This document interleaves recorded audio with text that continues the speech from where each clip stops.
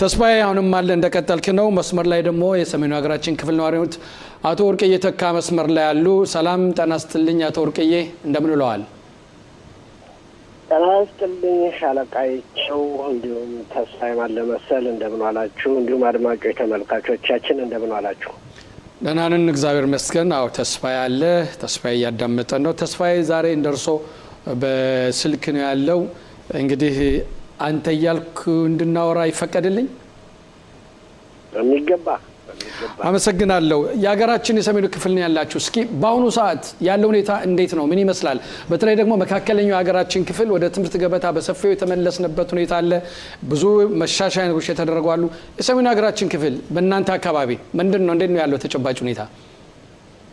አመሰግናለሁ ሻለቃይቸው። በመጀመሪያ በዚህ በሀገራችንና በመላ ኢትዮጵያ እንዲሁም በተለያየ ክፍለ ዓለም ያሉ የኦርቶዶክስ እምነት ተከታዮች ትናንት የፋሲካን በዓል አክብረዋል። እውነት ነው። እንኳን ጾመ ልጓሙን ፈታላችሁ፣ እንኳን በዓሉ በሰላም አከበራችሁ። በዓሉ የሰላም የደስታ የፍቅር ይሁንላችሁ እያልኩኝ ከዚህ በመቀጠል ደግሞ በሀገራችን ዛሬ ከ6 ሰዓት ጀምሮ በጨካኝና በአረመኔው ኤርትራል 6 ሚሊዮን የተጨፈጨፉት ወገኖቻችንን ከ6 ሰዓት ጀምሮ ይከበራል። ነፍስ ይማረዳለሁኝ። ከዚህ በመቀጠል እንግዲህ ሻለቃይቸው ምንም እንኳን ከኢራን ጋር የጊዜያዊ ተኩስ አቁም ቢደረግም በሰሜኑ ሀገራችን ተቀጥላ ወይም ጉችላው ሂዝቦላ ሀገራችን የሰሜኑን ክፍል እያስቸገረ ይገኛል። በተከታታይ ያለ እረፍት ድሮኖችን እና ሮኬቶችን ይተኩሳል። ብዙ አዛካዎች ይሰማሉ። እኛ ባለንበት ክልል መቼም ያው በሀገራችን ነው እንጂ በእኛ ባለንበት ክልል ከሮብ ዕለት ጀምሮ እስከ ዛሬ 12 ሰዓት ድረስ አዛካ አልነበረም። ዛሬ በ12 ሰዓት ከ35 ደቂቃ ወደ ምቅላጥ እንድንገባ በደጀን እዙ ታዘን ገብተናል። የተመሰገነ ሂዝቦላ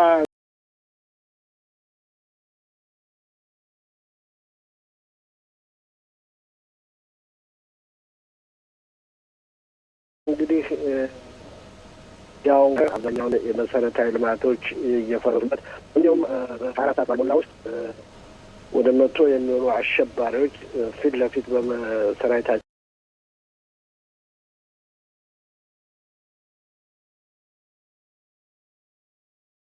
ጋር በመዋጋትና ሰራዊታችን እንደገደለ ዜናም በተለያዩ ጋር ተጠናቀቀ። አመሰግናለሁ ተስፋዬ። ጤና ይስጥልኝ አቶ ወርቅዬ ተካ። በድጋሚ እንግዲህ በእውነት የምናሳልፈው ጊዜ ቀላል አይደለም። ያው አይቸውም እንዳለው በእናንተ አካባቢ ያው የደጀን ዕዝ አዳዲስ መመሪያዎች አላወጣም፣ እንደነበረው ሆኖ ነው ያላችሁት ሁኔታ። እንቅ የሚፈልገው ያው እንግዲህ እስራኤል በሚቀጥለው ሳምንት 78 ዓመቷን የአብዮት በዓል ታከብራለች። ከዛ በፊት የተሰዉትም እንደዚሁ ስነ ስርዓት ይካሄዳል። በእናንተ አካባቢ ድባቡ እንዴት ነው? ይሄ ነገር ይታሰብበታል ወይ? ወይስ በትላንትናው ዕለት ጠቅላይ ሚኒስትር ቢንያሚን ኔታንያሁና የመከላከያ ሚኒስትሩ ያው ደቡብ ዕዝ ተገኝተው ጉብኝት አድርገዋል። ነዋሪዎቹ አሁንም እኛ ቦታችንን ለቀን አንሄድም፣ እዚሁ ነው የምንሆነው፣ እናንተ ቀጥሉበት የሚል ሁኔታም ተናግረዋል። እንዴት ነው የሰሜኑ ህዝብ በእውነት ይሄንን ሁኔታ የሚያየው?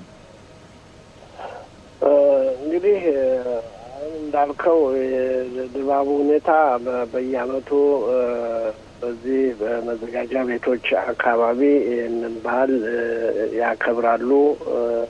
ህዝቡን ሰብስቦ ያከብራሉ። ድባቡ በእርግጥ የወደቁ ወንድሞቻችን እነሱን ለማስታወስ እንዲሁም ደግሞ 6 ሚሊዮን የተጨፈጨፉትን በጀርመን ሀገር የተጨፈጨፉትን 6 ሚሊዮን ይሁዳውያን የተጨፈጨፉትን ለማስታወስም ሪያው የተለያየ ዝግጅቶች ያደርጋል በየዓመቱ። ዘንድሮም እንደሚያደርግ ባለሙሉ ተስፋ ነኝ። ሌላው የሰሜኑ ክፍል ሀገራችን አንለቅም እንደሆነ ተቀጥሎበት፣ አዎ ይሄ ነው መሆንም ያለበት ይሄ ነው። ምክንያቱም ቦታ እየለቀቅን በሄድን ቁጥር ለጠላት ትልቅ የሞራልና የልብ ልብ ይሰማዋል። በቦታችን ሆነን የሚመጣውን ሁሉ ከሰራዊታችን ጋር መጋፈጥ የደጀን ዕዙን የሚያወጣውን መመሪያ ተግባራዊ በማድረግ መጋፈጡ የተሻለ ይሆናል እንጂ ቦታችን በለቀቅነው ቁጥር ለጠላት ሞራል መስጠት ነው ከፈለጉ እነሱን ማስለቀቅ እንጂ እኛ መልቀቅ ካሁን በኋላ ብዙም ጊዜ እንደምንሰራው አምናም በአልተመቻቸና በድንጋጤ የተለቀቀው ሁሉም ሰው አሁን በእውነት በሚቀጥለው ማንም ቦታውን እንደማይለቅ ነው ሁሉም ሰው ስንሰማና መልቀቁ አቶ ተስፋዬ መልቀቁ ለጠላት የልብ ልብ መስጠት ስለሆነ እዛው ሆኖ ከሰራዊታችን ጋር መጋፈጡ የተሻለ ይሆናል ብዬ አስባለሁ። እሺ አመሰግናለን። አሁን ይሄን በዚህ እንዳለውና የትምህርት አሰጣጥ ሁኔታ እንዴት ነው? የኑሮ ሁኔታ እንዴት ነው? እዛ አካባቢ አሁን ትምህርት በደንብ እየተሰጠ ነው ያለ? ክትትል አለ? ልጆችስ እንዴት ነው? በምን ደረጃ ላይ ነው ያላችሁት? አዎ የደጀን እዙ ባወጣው መመሪያ መሰረት መዘጋጃ ቤቱን ተቀብለው የነን ተግባራዊ እያደረጉ ነው። በተለይ በእኛ አካባቢ የደጀን እዙ መመሪያ ከሰጠ በኋላ ከአንድ ቀን በኋላ ነው ትምህርት የተጀመረው። አሁን በትክክል በዚህ አካባቢ ከአንደኛ ከመዋዕለ ሕጻናት እስከ 4ኛ ክፍል ያሉት ተከታታይ ትምህርት ነው የሚማሩት። 10ኛ ክፍል ጀምሮ ያሉት ግን በፈረቃ ነው ትምህርቱ የሚሰጠው። ትምህርቱ ግን ያው ቀጥሏል ማለት ነው። ያው ደጀን እዙ ባወጣው መመሪያ መሰረት የልጆች ስሜት እንዴት ነው? ለምሳሌ አሁን ወደ መቼም ከ40 ቀን በላይ ወደ ትምህርት ገበታ ሄደው አልተመለሱም። ከዛ በፊትም ባህላትም ነበር፣ ጦርነቱም ነበር። ስሜታቸው እንዴት ነው? አሁን በጦርነቱ ድባብ ውስጥ ነው ያሉት ወይስ ወደ ትምህርት መመለሳቸው ትንሽ የነሱን ሁኔታ እየቀየረው እየመጣ ያለበት ሁኔታ ነው? ጥሩ ጥያቄ ነው አቶ ተስፋዬ። ምክንያቱም እነዚህ ልጆች ለ40 ቀን በጦርነቱ ምክንያት እዛም በበዓሉ ምክንያት ከቤተሰብ ጋር ነው የነበሩት። ጓደኛ ጋር አይገናኙም። ብቻቸውን ነው። አሁን ግን ይሄ ትምህርት ከተጀመረ በኋላ ስታላጋንን ጦርነቱን ረስተውት የነበረውን አዛካም ረስተው ባልንጀሮቻቸው ጋራ ስለተገናኙ ከመምህራቸውም ጋር ስለተገናኙ ትምህርቱንም ስለጀመሩ ታላጋን ነው ከሞላ ጎደል ጦርነቱ እንደውም ረስተውታል ብዬ ብል ማጋነን አይሆንም። አቶ ተስፋይት አዎ እንግዲህ በእውነት የሰሜኑ ክፍል አሁንም እየተነጋገርን ያው ይሰማል አይቸው? አዎ ይሰማል ተስፋይ።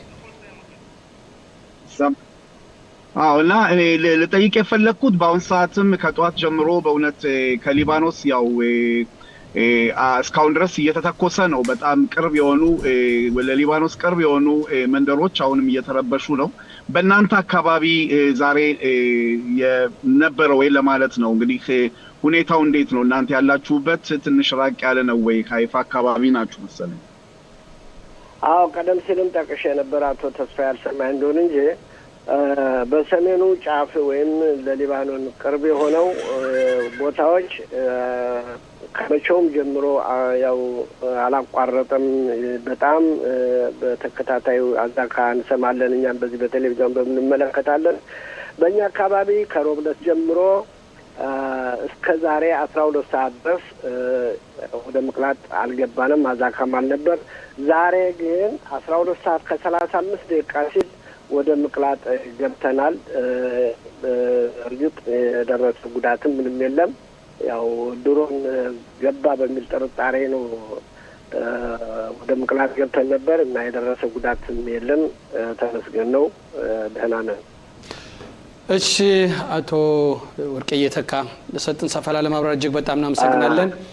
ለማጠቃለያ ማለት የምትፈልገው ነገር ካለ እድሉ ልስጥና በዚሁ እንስተነባበት። እሺ ማጠቃለያው ምንድነው? አሁንም ራሳችንን ጠብቅ። የደጀን እዙ መመሪያ ህይወት ነው። ስለዚህ አሁንም ጦርነት ላይ ነን። በሰሜኑ በኩል ያለን በተለይ በጦርነት ላይ ያለ ነው። ምናልባት አዘናግተው ሌላ አደጋ እንዳያደርሱብን ምን ጊዜም እንደ ወታደር ዝግጁ ሆነን መጠባበቅ አለብን።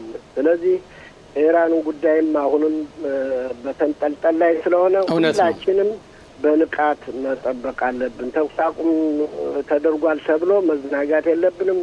ድርድሩም እንደምናየው እንደምንሰማው ድርድሩም አልተሳካም። ስለዚህ ነገ የተኮስ ዛሬ የተኮስ ስለማና ሁላችንም እንደ ወታደር ስታንድ ባይ ሆነን መጠበቅ ግድ ይለናል። በተረፈ ሀገራችን ሰላም ያርግልን።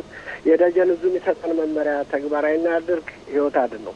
አመሰግናለሁ ወርቄ የተካ። እኔም በእውነት እርስዎ አሁን በተናገርከው እኔም ድጋሚ የምናገር እንፈልገው በእውነት በአሁኑ ሰዓት በሰሜኑ ሀገራችን ክፍል ጦርነት ላይ ነው ያለነው። አሁንም እንደዛ ነው ያለውን በሚሰጠው መመሪያ መሰረት ህይወት አድን ነፍስ አድን እስከሆነ ድረስ መከታተል ያስፈልጋል።